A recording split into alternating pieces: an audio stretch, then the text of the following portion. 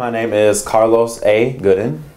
I'm originally from Cincinnati, Ohio. My middle name is actually Antoine, which is really interesting. I have my name after my dad, and so I have this whole French-Spanish thing going on, which is weird because I live in New Orleans, but that was totally by accident. So I'm just African American. But I felt like I wasn't living life in Cincinnati, Ohio. I felt like I was watching other people live life through the movies and the television shows that I was watching from my couch.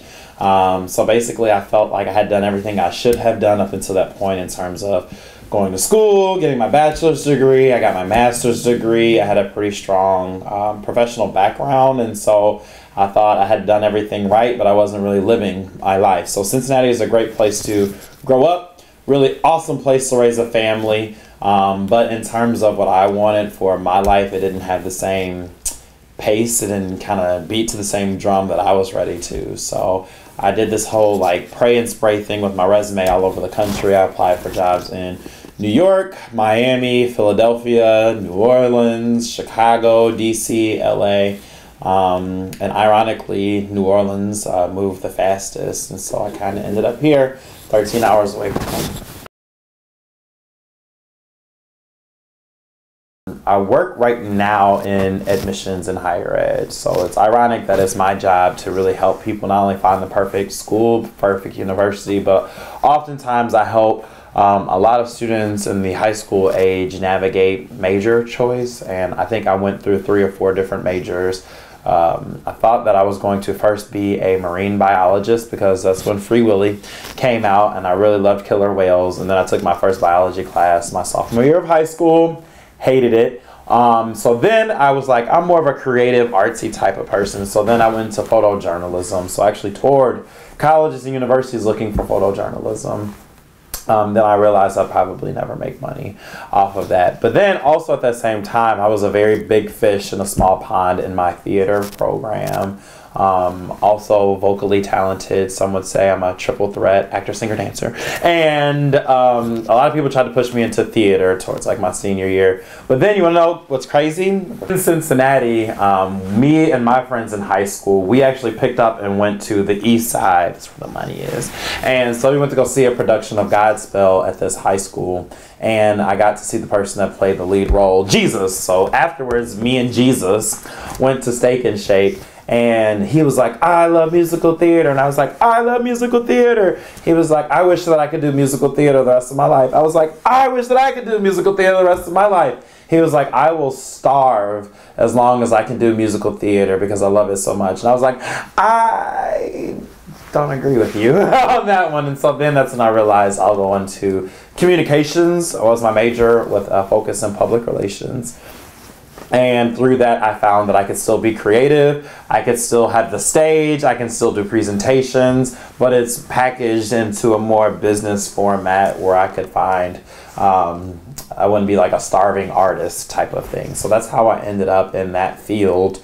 Through that, I started giving tours, and I started doing that to focus on my public speaking skills, being able to engage crowds, retaining facts, and having these different experiences and conversations from people from different backgrounds. From that, it kind of spiraled into my first inklings of being in the admissions field. Not really many people were hiring for a communications major. It's like, what can you really do, right? Despite the fact that I had like internships after internship, I ended up finding a job in admissions. So it was never anything that I set out to do, but it was kind of by osmosis that I found myself in admissions, and it really touches on a lot of the things I love to do. So when I think of the top 4 things that I love to do, it's of course public speaking and event planning. I love the travel aspect of it, but more than anything, I love just speaking to people and interacting with people. And it's so funny because they tell you don't talk to strangers, but literally my job is to talk to strangers. But the beautiful thing about admissions is in very few fields or jobs or industries do you get to travel all over the country and meet people for the first time and get a glimpse of their life, but they have no idea who I am, yet they sit there and tell me like their biggest hopes and dreams, right? In hopes that I can help make them come true. And so I think it's that sort of transparency and almost like vulnerability that I enjoy about the students that I meet, because they've been building up to this moment all their lives, and so I get to kind of help them through.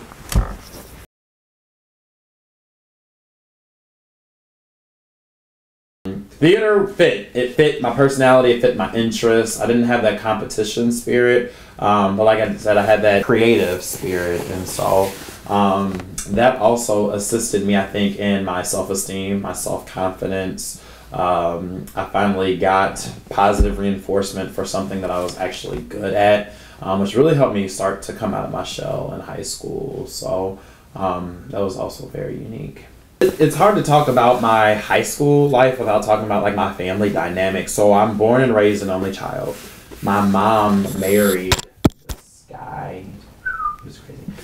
Freshman year, and he had 5 kids. So one of his daughters ended up moving in with us my junior year or so, which is really ironic because I still call her my sister till this day, even though our parents have split. But it's really ironic because I literally went from being an only child to almost having a twin sister. We look alike. Especially back then, we really looked alike. So we played the twin card all the time for a good 2 years. She was my age exactly, graduated the same high school year. So it was very interesting for her to kind of like plop down in the middle of like high school for me as well. Particularly because like me and my mom are thick as thieves. If you could think like a single parent mom and an only child. So even till this day, I still talk to my mom every day. But the consequence to that was I was like overprotected. I was like sheltered, right? Total mama's boy. And so like my sister came in and was like, you don't do your own laundry. You don't cook for yourself. You don't have a job and like all these things. And I was like, I never really had to be independent, so she taught me like what independence looked like, which was really cool. So she kind of forced me to grow up, and I think that she also helped me kind of come into my own identity too as well, in terms of going back to that whole confidence thing. I had my awkward years, and then my sister came, and it kind of like things started really changing for me. I didn't mind standing up for myself and things like that, so it was really cool. So I actually won homecoming like Prince my junior year, and then I won my senior year as well, and then at high school, and then I won actually in college as well. At the University of Toledo, I was also homecoming king my senior year too. But I was like this typical like over involved student in every club and organization in college. If you name it, I definitely did it. Now I don't even know how I had time to do all that stuff now that I think about it, but I definitely think that those experiences prepared me for my career, because it's constant multitasking. Once you get into a job that you love, there is no 8 to 5, no 9 to 5. You're literally working around the clock. So I think that those lessons that I learned in college definitely prepared me for this.